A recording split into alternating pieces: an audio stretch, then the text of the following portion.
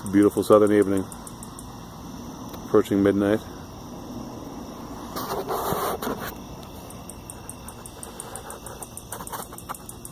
Perhaps you can hear the insect life. This is my little street. And this is the little me.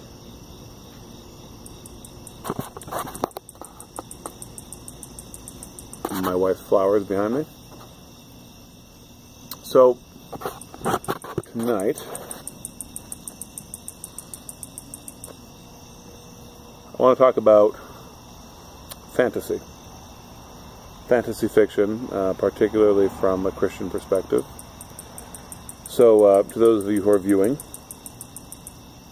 this video is on fantasy literature from a Christian perspective to a Christian audience. If you are not a Christian, you are, of course, super welcome to not only watch but interact. Just understand that some of it might not be interesting to you, or might even seem silly to you. Some of it might seem incredibly rich and profound to you, since this is, after all, Joffrey the Giant. So, most of you regular viewers know I used to own a bookstore. It was called The Silver Chair, not after the 90s band, but after a book in the Chronicles of Narnia. Many patrons, especially kids from North Greenville University, which is a local Southern Baptist college, would point out that the silver chair was a device for evil, and it is so. But I would just simply say back to them that the silver chair trapped the person who was seated in it and made that person believe that he was living a happy fantasy life in the best of all possible worlds, which is exactly what my bookstore did. Anyway, I grew up reading fantasy. Fantasy is the dominant form of fiction that my children read. My daughter, if it were possible for a man who used to own a bookstore to say this, my daughter perhaps reads a little too much. She hasn't reached that point, but we've had to talk to her. So with my daughter, she reads fiction nonstop, and mostly fantasy. So we've actually had to make her start reading a nonfiction book a week. But I consider fiction and fantasy to be a crucial part of one's upbringing. In fact, and of course this is a false choice, if I had to choose between fiction and nonfiction, I would say that poetry and truth lies on the side of myth and fiction. So I would choose fiction. My oldest son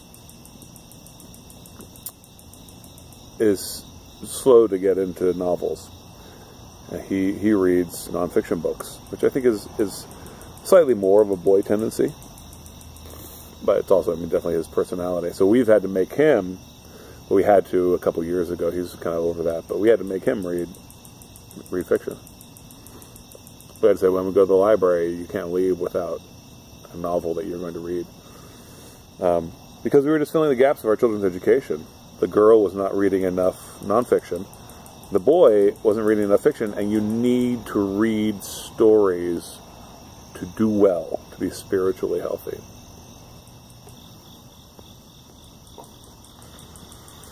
So,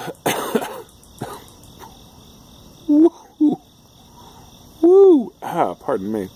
So I just moved the camera, and now half my face is in shadow, but before the light was right above my head, so it's annoying. So I'm not going to press pause this time. I'm just going to look for a nice sweet spot.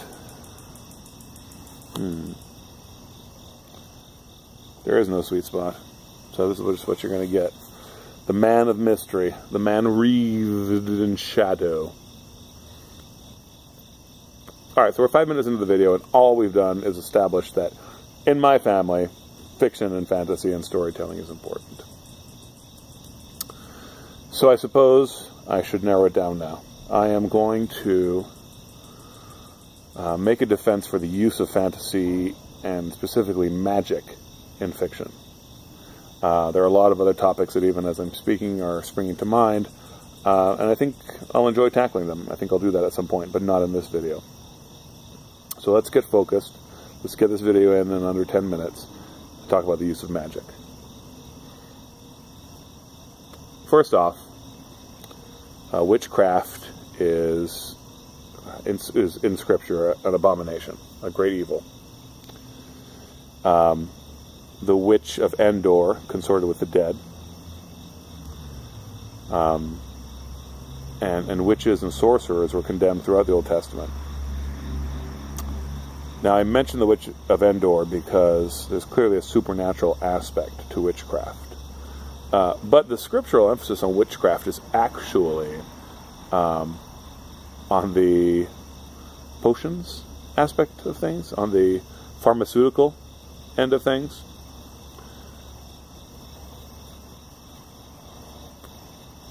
The manipulation of people through the sinister use of pharmacopoeia.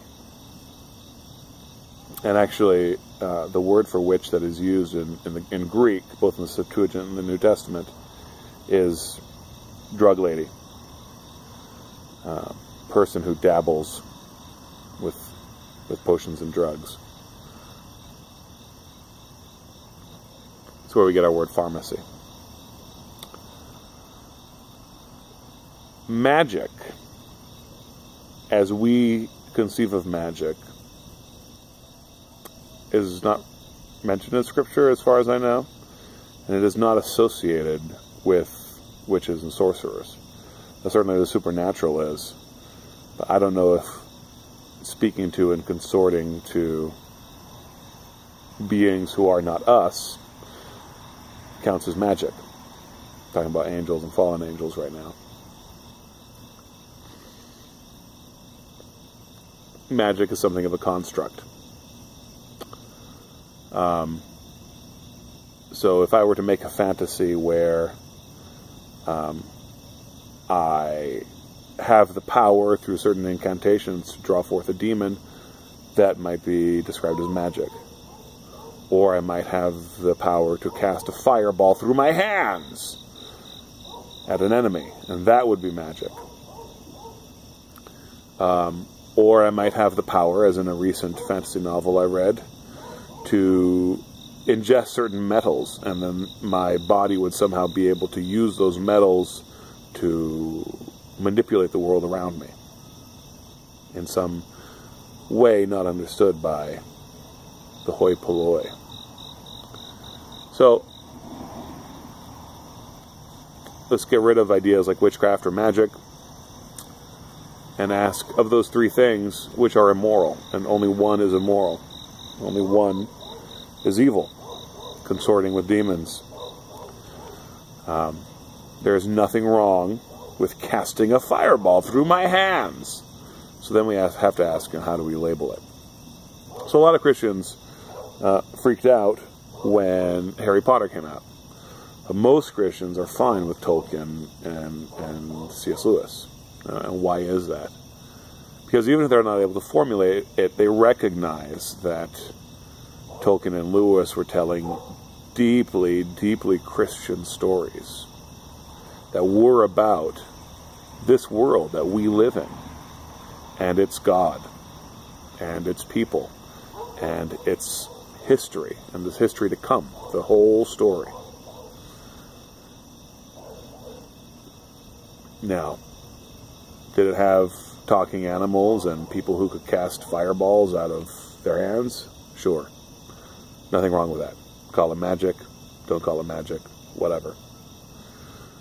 Let's also not forget that the world that we live in is magical. And rejecting that, some sci-fi writer, I don't know who, once said that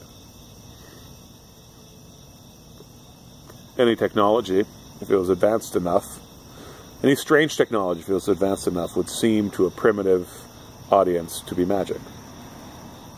That's not a quote, that's the idea. I'm not using that definition of magic. Having said that, this world is a very magical place. G.K. Chesterton said something about hills.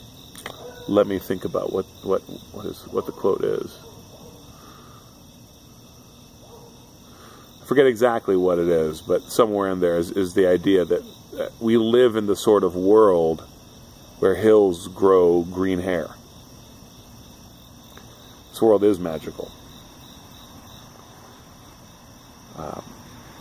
In particular, when Christians think about the sacraments. But our interactions with nature itself are very sacramental as well.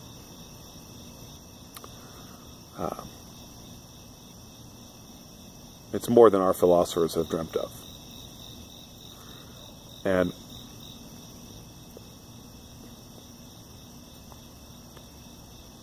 seeing through a glass darkly as we do, there's just a whole lot that we don't know about our own capabilities.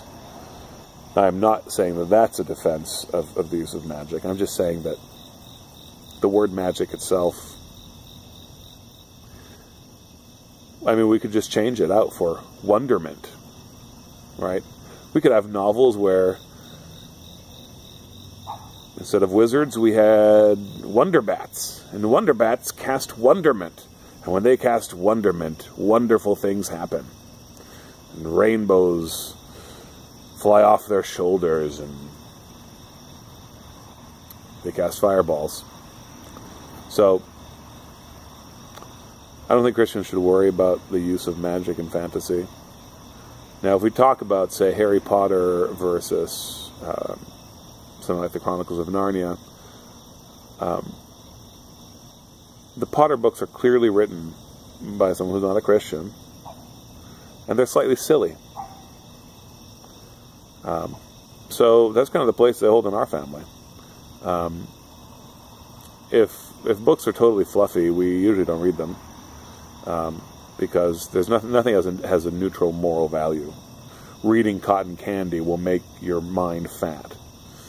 But reading rich, fatty fantasy will make you strong.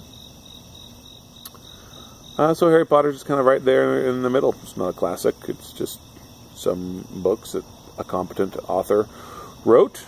It's kind of a high school drama with pretensions, and that's cool. That's fine. But the presence of sorcery and magic shouldn't alienate one. Now, obviously, it's no coincidence that the author uses a word like witch positively. Like, to her, there's no negative connotation. Or Christians know that witches, it is actually a word used to describe wickedness. Someone who's not wicked isn't a witch. We can talk about what techniques we're talking about at that point, but so I guess I'm drawing to a close. I think I've made my point about magic and its uses, and time's been a ticking, so I'm going to stop talking. Enjoying my stogie. I think I'm going to do several videos on this topic. I already have a couple of topics firmly in mind, but please interact with this video. Ask questions. Let me know what you'd like to hear more about, what you'd like to hear me develop, other questions that occur to you that were not addressed in this video. This is something I would really enjoy talking about. And, I just turned on the camera and started talking, so hopefully I can make a more tightly bound presentation on any other follow-up questions. And I wish peace upon you.